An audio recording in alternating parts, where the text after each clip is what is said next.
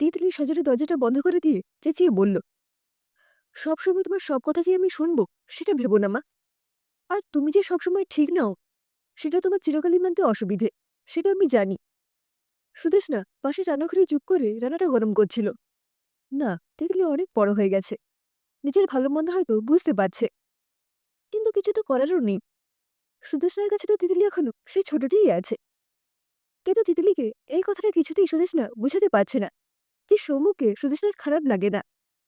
কারণ সে হয়তো কাউকে যেমন খারাপ ভাবে না, তেমনি কাউকে হঠাৎ করে ভালোও বলে না। আর সৌমুখ আর তিতলির সম্পর্ক নিয়ে তার সত্যি ভেতর থেকে কোনো অসন্তোষ নেই, কিন্তু যেটা আছে সেটা হলো সময়টা নিয়ে।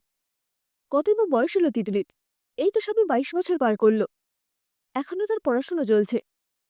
হ্যাঁ, সৌমুখ ওর থেকে বেশ কয়েক বছরের বড়। সে আজ ভালো চাকরি করে এবং প্রতিষ্ঠিত। কিন্তু তিতলি তো এখনো পড়াই শেষ হলো না।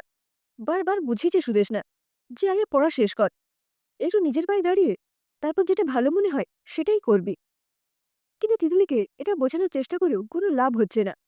আজ নাকি সৌমুখের বাবা মা আসবে তার সাথে কথা বলতে, আর এত বড় কথাটা আজ সকালেই তিতলি জানালো। এটা ভেবেই সুদেশনার খুব অস্বস্তি হচ্ছে যে এই কথাটা ইচ্ছে করেই তিতলি আগে বলেনি ওকে, যাতে সুদেশনা না বলে দেয়। হ্যাঁ, সুদেশনা হয়তো মানা করেই দিত।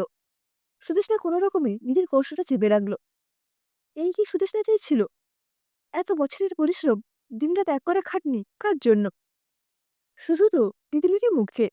না, অনেক হয়েছে। আর যাই হোক না কেন, আজকের দিনটা যে করেই হোক আটকাতেই হবে। তাতে হয়তো তিতলির মন খারাপ হবে, রেগে যাবে, কিন্তু হয়তো পরে ঠিক বুঝতে পারবে। সুদেশনা উঠে তিতলির ঘরে ঢুকে দেখল সব বই এলোমেলো হয়ে পড়ে আছে। তিতলি পড়ার টেবিলে ঝুঁকে বসে আছে। আচ্ছা তিতলি, কি হচ্ছেটা কি?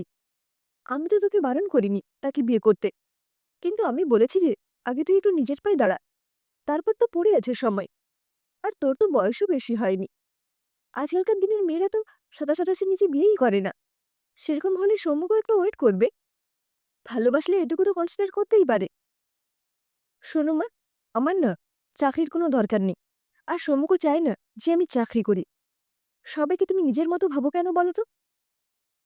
চমকে উঠে সুদেশনা জিজ্ঞেস করলো, নিজের মতো মানে? তুই কি বলতে চাইছিস তিতলি? তিতলি হিসিস করে বলল, শোনো মা, সবকিছু কি মুখে বলতে হবে? আমি কি কিছু বুঝি না? কি বুঝিস তুই, একটু শুনি। তুমি নিচে একটা ব্যর্থ সম্পর্কের মধ্যে নিজেকে আটকে রেখেছ। আর ভাবো তোমার কোনো দোষ নেই। আমি আজ পর্যন্ত আমার বাবার চিহ্ন বা ছবি কিছুই দেখিনি এ বাড়িতে। সব নাকি আমার বাবার দোষ। তুমি বলনি, কিন্তু তোমার ব্যবহারে বোঝা যায় যে আসল ব্যাপারটা কি। তিতলি, কি বলছিস কি তুই? মা, যা বলছি একদম ঠিক।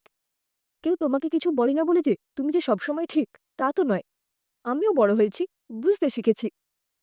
মা, বাবার হয়তো কিছু দোষ ছিল, কিন্তু তোমার সাথে থাকাও তো সম্ভব ছিল না হয়তো। আর এমন কিছু তো তুমি করেছিলে যে সে তোমাকেও তো ছাড়ো, আমাকেও দেখতে আসেনি আজ পর্যন্ত। এটার জন্য তুমি ছাড়া আর কেই বা দায়ী বলো? হ্যাঁ, কোনোদিন কিছু বলিনি বলে আজ বললাম। জানি তোমার হয়তো খুব খারাপ লাগবে, কিন্তু মা, এটাও ঠিক যে আমার লাইফটা আমার নিজের। আমি তোমার মতো করে চালাতে পারবো না কোনোদিন। আজ আমি বুঝতে পারি মা, যে তুমি কতটা নিজের ব্যাপারে পজিটিভ ছিলে। সুদেশনা স্থানুর মতো চুপ করে দাঁড়িয়ে রইল। তিতলি তাকে এরকম করে কথা বলছে। রঞ্জন ঠিক আর সে ভুল। সুদেশনার পাটা কেমন কাঁপছিল, গলাটা শুকিয়ে আসছিল। কি হলো, খুব খারাপ লাগছে তো? আসলে কি বলো তোমার, সত্যি কথা শুনতে খুব খারাপ লাগে। তুমি হয়তো এটাই ভাবো যে আমি তোমার সব কথা শুনবো, কিন্তু সেটা ঠিক নয়। তুমি আজ সৌমুখের বাবা মায়ের সাথে কথা বলবে। সেখানে আমি কি করব, ভবিষ্যতে নিজের পায়ে দাঁড়াবো না বসবো, সেটা আমি ঠিক করব।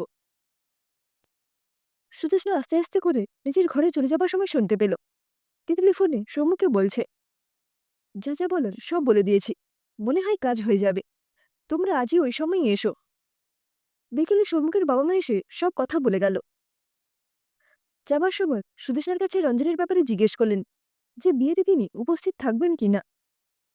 সুদেশনা এক কথাই না বলে আর কথা এগোতে দেয়নি, কিন্তু কোনো কথাতে কেউ বুঝতেও পারেনি যে মা আর মেয়ের মধ্যে এত কিছু কথা হয়েছে। রাতে খাওয়ার সময় তিতলি সুদেশনার কাছে সম্মুখের ব্যাপারে অনেক কথা বলতে শুরু করেছিল। সুদেশনা চুপ করে সব কথা শুনে আস্তে করে উঠে গেল। সকালে তিতলি ঘুম থেকে উঠে দেখে প্রায় 9টা বেজে গেছে। কি ব্যাপার? ৯টা বেজে গেল, অথচ মা ডাকেনি। একটু শুয়ে উঠে মাকে ডাকতে গিয়ে দেখল মা ঘরে নেই। তাহলে কি বাথরুমে? না, তাও নেই। তবে কি বেরিয়েছে? না, মোবাইলটাও তো ঘরে। মোবাইলটা দেখতে গিয়ে দেখল একটা কাগজ ভাঁজ করে রাখা। একটু অবাক হয়ে তিতলি কাগজটা তুলে দেখল একটা চিঠি। মার লেখা, তাকে। তিতলি, কোনোদিন ভাবিনি যে তোকে কিছু লিখতে হবে, কিন্তু পরিস্থিতি আর সময় অনেক কিছু অনেককে দিয়ে করিয়ে নেয়। কালকের ঘটনার জন্য তুই যদি ভাবিস আমি সবকিছু মেনে নিয়েছি বলে তোর কাছে কিছু জানাতে চাইছি, তা কিন্তু নয়। কিন্তু কালকের পর মনে হয়েছে যে না, তোকে হয়তো সবকিছু জানানো আমার উচিত। তাই এটা তোকে লেখা। রঞ্জনের সাথে আমারও কিন্তু লাভ ম্যারেজ হয়েছিল। ভালোবেসে আমাদের বিয়ে, অনেক আশা নিয়ে বিয়ে, ঠিক যেরকম হয়। পড়া ছেড়ে দিয়ে এই বিয়ে। বাবা মা সবই বারণ করেছিল, শুনিনি। ওকে না পেলে কি করে থাকবো, এই তাড়নার জন্য বিয়ে। প্রথম কয়েক মাস মোটামুটি ঠিকই ছিল, তারপরেই অশান্তি শুরু। রঞ্জনকে দূর থেকে যতটা ভালো লেগেছিল, কাছে আসার পর আস্তে আস্তে সেটা কেটে গেল। সারাটা দিন সংসারে খাটাখাটনির পর রাতে তার জন্য ডিউটি দেওয়া ছাড়া আর কোনো অস্তিত্ব আমার নেই। তার সাথে ওই বাড়িতে আমার একটু দেরিতে ঘুম ভাঙলে শুনতে হয় আমার বাবা মা আমাকে কিছুই শেখায়নি। আমার জ্বর আসলে কেউ বলে রোগে খারাপ মেয়েকে বউ করে ঘরে আনা হয়েছে। আমি বারান্দায় একটু মন খারাপ করে দাঁড়ালে কেউ বলে আমি নাকি বাইরে পুরুষ মানুষ দেখার জন্য দাঁড়িয়েছি। আমি বেহায়া, আর এই বাড়ির পরম পুরুষকে হাত করে বিয়েটা করেছি। আমি না খেয়ে রঞ্জনের জন্য অপেক্ষা করার পর শুনতে হতো এইসব ঢং। আর যার জন্য করা, সে কি কিছুই ভাবতো? সে বলতো এইসব নাটক করার কি আছে। নাটক? হ্যাঁ, নাটক তো করতেই হতো। বাপের বাড়ির সামনে সবার সামনে যে আমি ভালো আছি, সুখী আছি। সুখ? উফ, কি ভয়ঙ্কর একটা কথা। মেয়েরা সবকিছু সহ্য করতে পারে হাসি মুখে, শুধু তার পাশে তার নিজের লোকটা যদি ঠিক থাকে, তার সাথে থাকে। কিন্তু নিজের লোক যাকে ভেবে এত কিছু করা, সে তো কোনোদিনই নিজের হলো না। মনটা তো সে কোনোদিনই স্পর্শ করতেই পারল না। চিৎকার ছিল, ধমকানি ছিল, এমনকি গায়ে হাত তোলা অব্দি ছিল। এত কিছুর পর আবার রাতের ডিউটিও ছিল। আমি কি একটা মেশিন নাকি? কিন্তু সে তো মেশিনের মতোই ভাবতো আমাকে। একে কিছু বললেও কিছুই হবে না। কি করবে? কোথাও তো যাওয়ার জায়গা নেই।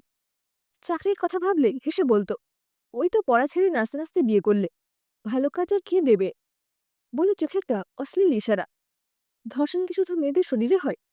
আমাদের মতো মেয়েদের সারাক্ষণ মনের উপর যা চলতে থাকে, সেটা তার থেকে কম নয়। হ্যাঁ, শুধু ক্ষতটা দেখা যায় না, বুঝতে হয়। আমি রাতের পর রাত জেগে একটা ঘুমিয়ে থাকা মানুষের মুখের দিকে তাকিয়ে ভাবতাম এই মানুষটাকে কি ভালোবেসেছিলাম যে আজ আমাকে মেরেছে। একদিন যে কি হলো, কোথা থেকে সাহস পেলাম জানি না, বেরিয়ে এলাম নিজের বাড়িতে। কিন্তু বুঝতে পারলাম এটা এখন আমার আর নিজের বাড়ি নয়। এখন আমি এই বাড়ির মেয়ে নই। তাও বাবার প্রশ্রয়ে থাকার সুযোগটা পেলাম। পড়া শুরু করলাম আবার, এবার সত্যি সত্যি, নিজের জন্য, তাদের দাঁত চেপে। চাকরির পরীক্ষা দিলাম, আর একটা ব্যাংকে চাকরিও পেয়ে গেলাম। আর একটা জিনিসও পেলাম, ডিভোর্স। ডিভোর্সের আসল মানেটা আমি যেটা বুঝলাম, সেটা হলো মুক্তি। আমার তখন ঠিক এটাই মনে হয়েছিল। চাকরির ৫-৬ মাসের মধ্যে আমি ফ্ল্যাট দেখে বাড়ি থেকে বেরিয়ে এলাম। বাবা বারবার না করেছিল। আমি বললাম তুমি ভাবো না তোমাদের অন্য একটা বাড়ি হলো। পরে তাদের নিয়েও এসেছি। এটাই আমার জীবন। তুই কাল বলি না আমার সাথে থাকা কারো পক্ষে সম্ভব নয়। হতে পারে, কারণ অনেক আত্মসম্মান বিসর্জন দিয়ে এটা অর্জন করেছি। তুই এটা আর ছাড়তে পারবো না। তুই ভাবছিস এত গল্পের মধ্যে তুই কেন নেই? তুই নেই কারণ তুই তো আসিসনি তখন। ৩-৪ বছর চাকরির পর খুব একা লাগতো। তখন আবার অন্য প্রবলেম। ডিভোর্সি মেয়ে মানে তো সবার সহানুভূতির পাত্রী। কারো কারো কাছে নাকি খুবই সহজলভ্য, ডাকলেই নাকি চলে আসে তারা। সেই মানুষরূপী জান্নাতের এড়িয়ে চলাটাও আমি শিখে নিলাম। কিন্তু একাকিত্বটা খুব জড়িয়ে ধরেছিল। একটা বন্ধুর সাহায্যে অনাথ আশ্রম থেকে তোর হদিশ পাওয়া। না, ভাবিস না কালকের জন্য আমি তোকে এটা জানাচ্ছি, বা এটা তোর কাছে প্রমাণ করার জন্য যে আমি কত মহৎ। না রে, একদমই নয়। তুই আমার কাছে নয়, বরং আমি তোর কাছে ঋণী। এই ২১ বছর তুই ছাড়া তো আর কেউ ছিল না আমার কাছে। তুই তো আমায় ভরিয়ে রেখেছিলি, তাই ঋণী আমি। আর আমি বায়োলজিক্যাল তত্ত্বে বিশ্বাসী নই। তুই আমার মেয়ে, এটাই প্রথম আর শেষ কথা। আমি এখন অনেক ভালো আছি রে, আর তুইও ভালো থাকিস। পড়াশোনাটা ছাড়িস না, এটাই আমার একটা রিকোয়েস্ট। নিজের জীবন দিয়ে আমি এটা বুঝেছি। তুই আমাকে একটু কদিনের জন্য ছেড়ে দে। খোঁজার চেষ্টা করিস না, এটা কোনো সিনেমা নয়। এটা বাস্তব। হয়তো আমি চলে আসবো যে কোনো দিন। না, নিজের ভ্যালু বাড়ানোর জন্য যাচ্ছি না। যাচ্ছি নিজেকে একটু সময় দিতে। যাবতীয় টাকা তোর নামেই আছে। সবকিছু আলমারিতেই আছে। তোর কোনো অসুবিধে হবে না। আমার জন্য যা টাকা দরকার সব আমার আছে।